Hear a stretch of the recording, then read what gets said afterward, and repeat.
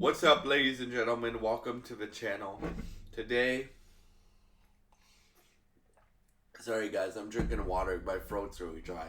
But today, I have the DC Universe podcast, episode 4. In this episode of a podcast, we're gonna we're gonna be covering 4 topics in this podcast. We're gonna be talking about James Gunn confirming the villain of Superman Man of Tomorrow. Man of Tomorrow, the Superman sequel. We're gonna be talking about James Gunn talking about Batman being casting for Batman in the DCU. He hasn't confirmed an actor. He just had some more comments about it, so we're gonna talk about that. Then we're gonna talk about Paramount or Netflix probably buying Warner Brothers Discovery, and through that, DC Studios. One of those two is probably gonna own WB, and we'll talk about that, and DC Studios, and then we're also gonna talk about Lex Luthor and Rick Flag Sr. working together. Again, well, spoilers for Peacemakers Season 2, Episode 6. So we're going to start off with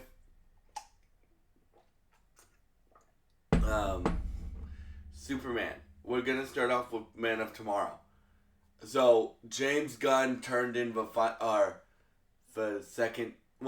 final draft of the script for Man of Tomorrow, and he posted an image of the script, and the image of the script, the cover of the script had a brain on it, which means I was personally right that, because I've been saying since Man of Tomorrow, the Superman sequel got announced, I was like, yeah, they're gonna make Brainiac the villain. And it seems like I was right. It seems like most people were right that Brainiac's gonna be the villain. I'm excited to see a live action Brainiac in the movies. Now, we have gotten live action Brainiac before in Smallville and in Krypton. I haven't seen Krypton myself. But like, if you want to think about like what Brainiac could do, like, if you have a threat, and we'll talk about this when we talk about Rick Flag Sr. and Lex Luthor working together now.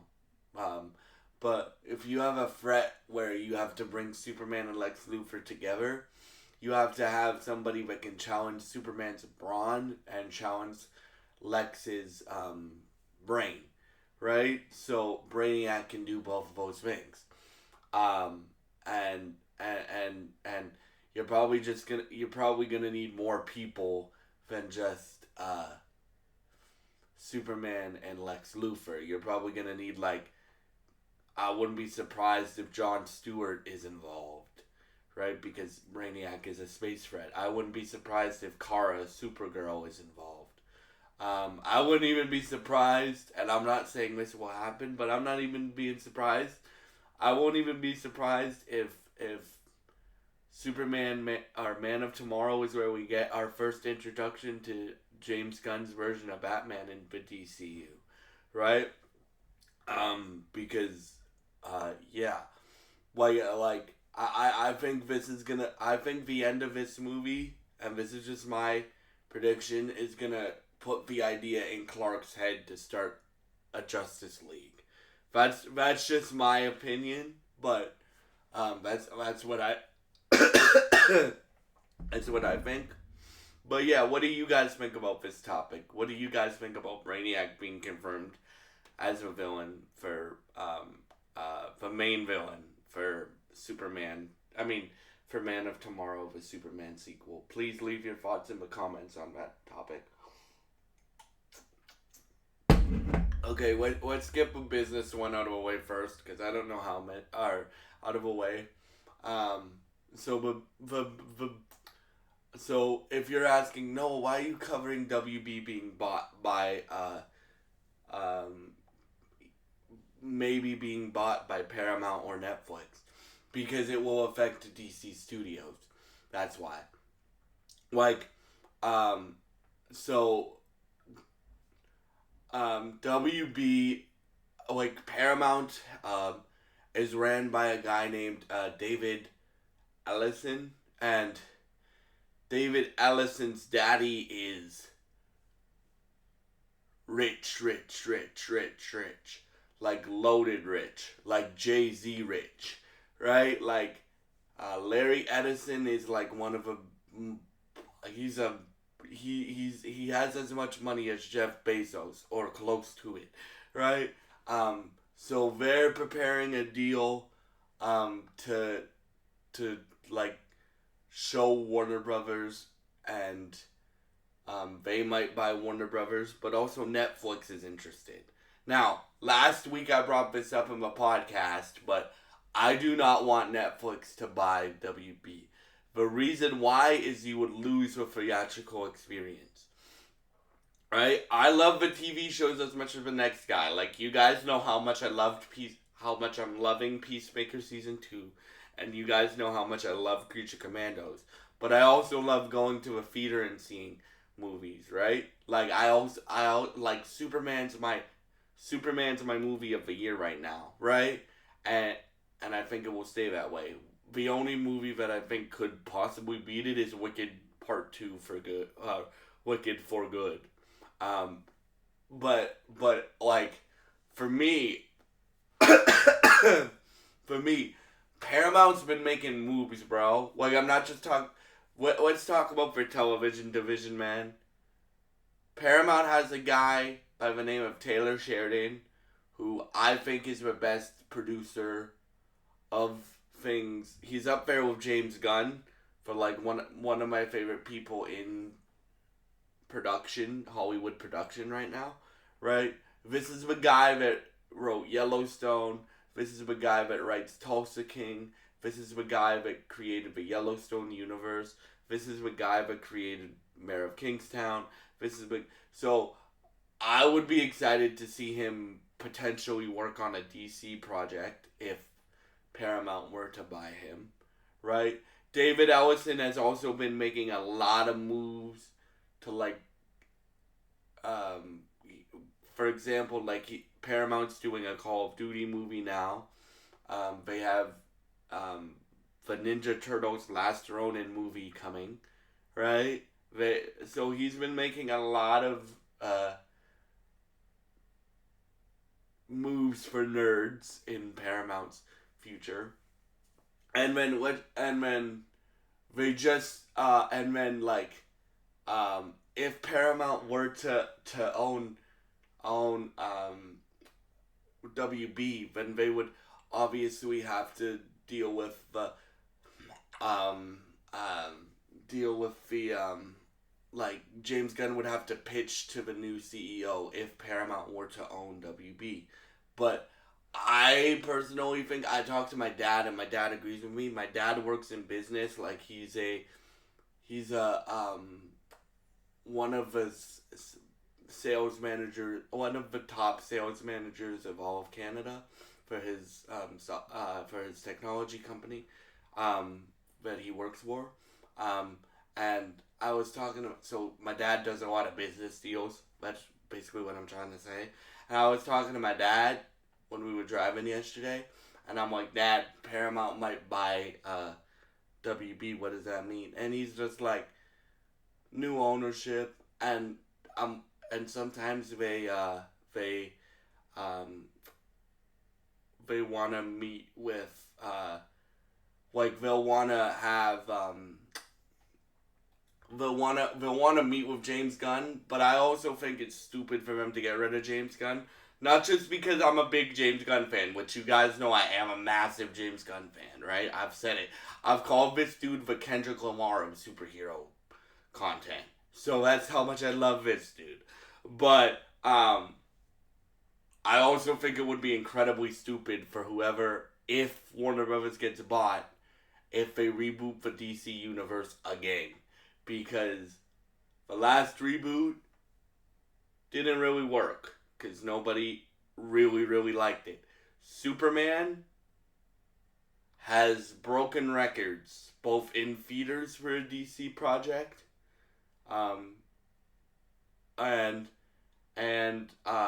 in like digital sales and stuff like that of a movie. So, and then Peacemaker is doing really well on HBO Max and Crave. So yeah, I don't think we have nothing to worry about DC changing.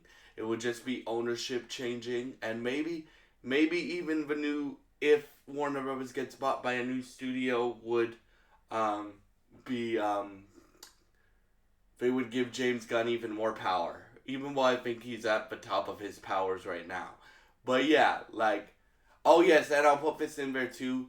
They gave James Gunn, like David Zaslav, the CEO of Warner Brothers now, gave James Gunn the green light to do all of his DCU plans, which is phenomenal news because Superman and Peacemaker did really well. So yeah, now that we got the business topic out of the way, I just like to keep you guys updated on anything that could affect DC and stuff like that. Well, now we're gonna talk about, we're gonna say Batman, his Batman comments for last. So now we're gonna talk about Lex Luthor and Rick Flag Sr. working together, right?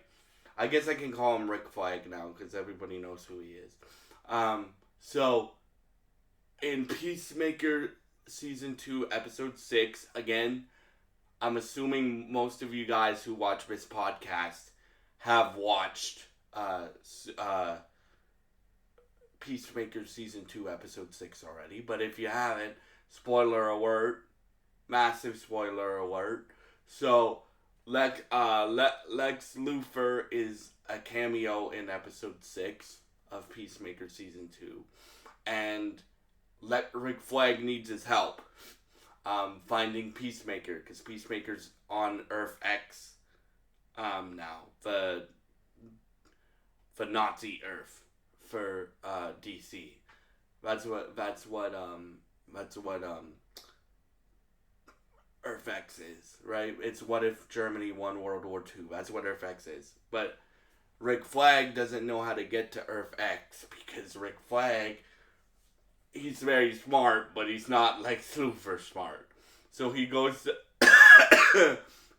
to Belle Reve and meets with Lex Luthor, and Lex tells him, "Why would I help you? What are you gonna like? You scratch, I scratch your back, you scratch mine, right? What are you gonna give me if I help you, right?" And he's like, "I'll transfer you out of a metahuman prison. I'll transfer you to I forget the exact prison's name, but it's a prison in Metropolis, right?" And I think they also agreed to some other things that James Gunn didn't show in the scene. Like, I think Rick Flag and Lex Luthor's partnership is a direct setup for Man of Tomorrow, right? I think that's a direct setup for Man of Tomorrow. And because then he says, "What can you offer me?"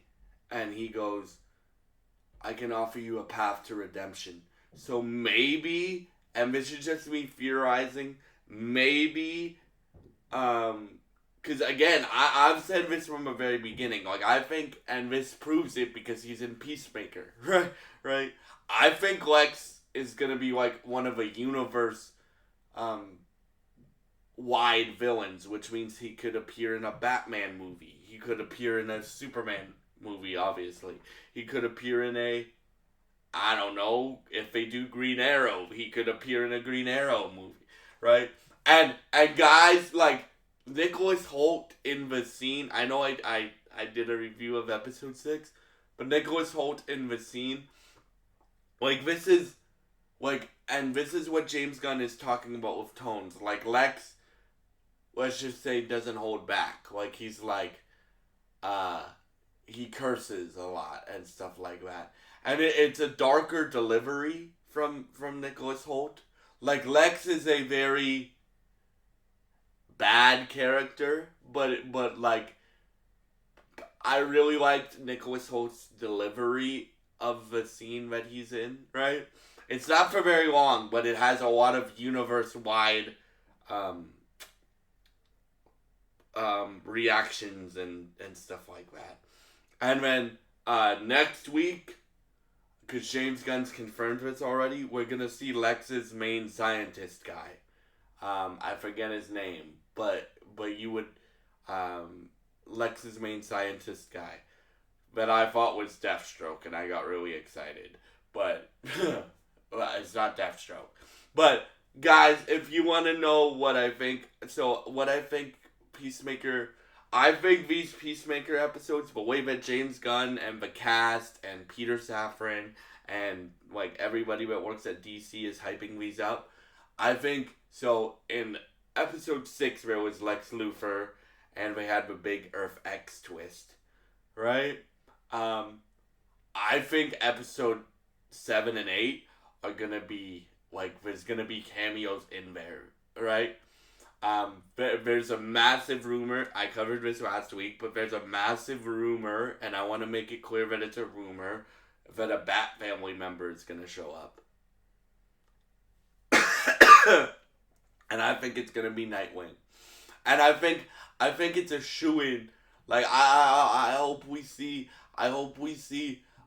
David Cornsweet in one of these episodes, one of these last 2 episodes as well, right? But yeah, like dude, this show has been so good that like this show, like I don't know if it's better than season 1, but it's been so good to be with these characters again, right? Because I really think the action is gonna step up. Because I've enjoyed the series Peacemaker, but it's like there hasn't been that many action scenes. There's been action scenes, like there was the one with Harcourt in the bar and the Peacemaker killing the Sons of Liberty in the building. And there's been a few action scenes, but I think episodes 7 and 8 are really gonna step up the action scenes, because when there has been action scenes, they've been really, really, really, really good. So, and I think we're gonna have universe-wide effects of what's gonna happen in these 2 final episodes of season 2. So yeah. And yeah. So I think there's gonna be at least 2 more cameos, one for each episode in so there's I think there's gonna be 2 more cameos, one for each episode in Peacemaker's future, but we'll see about that. Maybe even more cameos, but we don't even know about yet. Because of the way that James Gunn and crew and the cast and the producers of the show are hyping it up, right? So, and I said that before, like, I don't think Lex is the biggest cameo we're gonna get in this season, right? So yeah, that's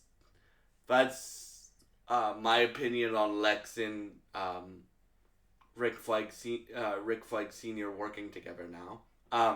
And now we're gonna end off this episode with James Gunn talking about what he's thinking about with Batman casting for DCU. So again, and I'm gonna keep saying this until this new Batman actor is cast, Robert Pattinson is not the Batman of James Gunn's universe. Those movies and the Penguin are in its own universe. They're Elseworlds, right? And I want them to stay that way, because I've said it before. I'm not gonna go on a rant. I promise you guys that. But I I've said it before that universe of like the universe that Matt Reeves created is like, what if Batman's in the real world? The universe that James Gunn is creating is what if we took the audience and put them in a comic book? Like that's the universe that James Gunn is creating. So they're completely different tones and completely different shifts and stuff like that. And also, Robert Pattinson's Batman is way too young to have a Damian Wayne Robin. So anyway, so James Gunn was doing a bunch of interviews, hyping up the last 3 episodes of Peacemaker, and people were asking him about Batman. He said a few interesting things. He said, "Do I have my top? Like, do I have my choices for who I would like to see as Batman? Yes, I do." And then he's like, "I also had them. I also had my top choices for Superman, and none of them were David Cornsweet." He saw David Cornsweet, and he automatically knew that David Cornsweet was Superman, and he was right about that. David Cornsweet. Yeah, I'll say it. David Cornsweet's my favorite Superman that we've ever gotten. Like, that's based off of one movie, but that dude, I've said this before, that dude even acts like Superman. Like, out of out of the costume, and when he's not being Superman, he acts like Superman, and Clark Kent would. So, he's my favorite version of Superman. But he's like, David Cornsweet was not on my short list for people I would want to play Superman when I came in to audition people. But he's like, that's why we audition people and we do casting calls and stuff like that. And he's like, he's like, he's like, and we're gonna do the same thing for Batman, and I would assume Wonder Woman too, right? Like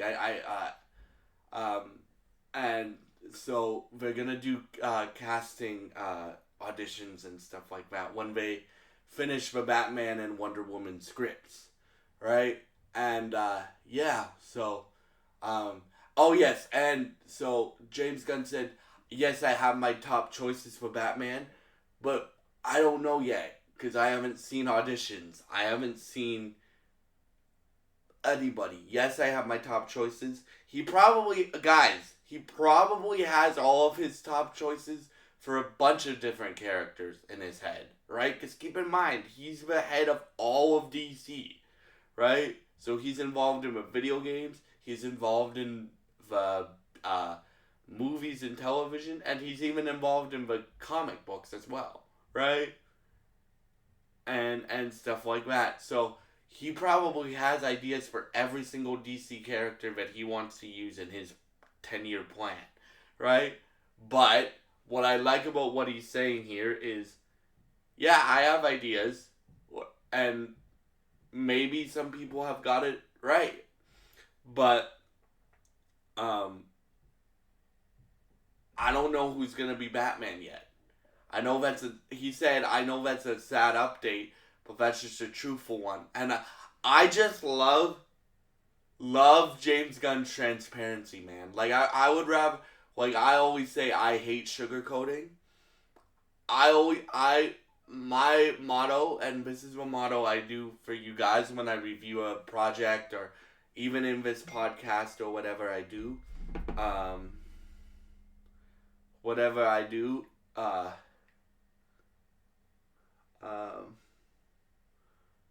whatever I do,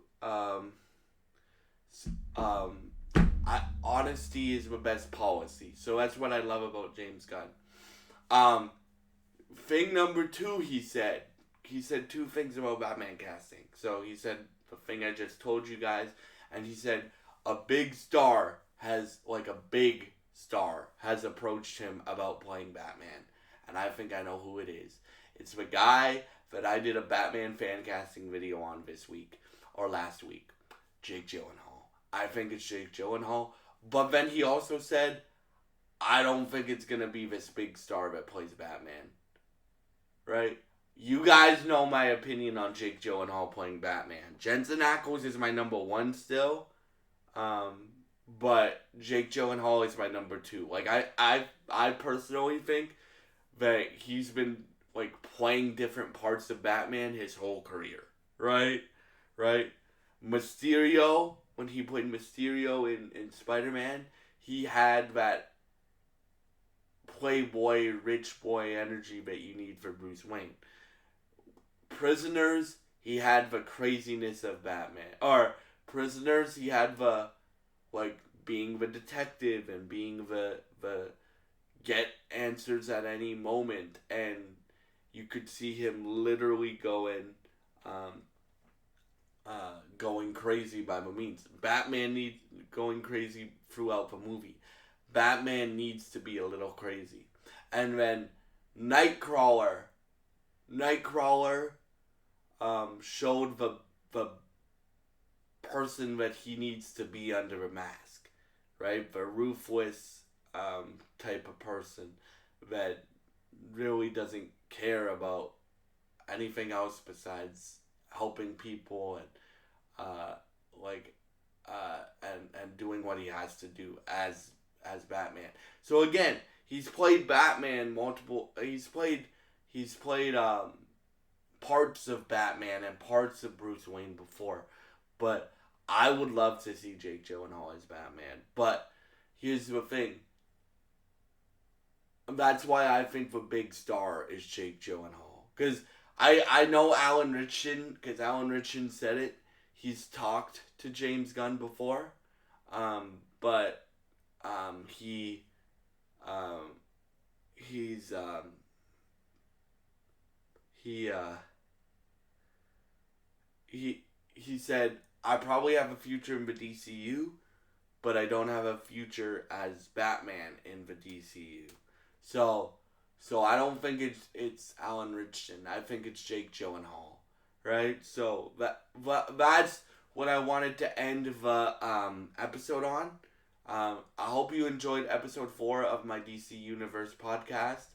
If you have any thoughts on any of these topics, please leave your thoughts in the comments below.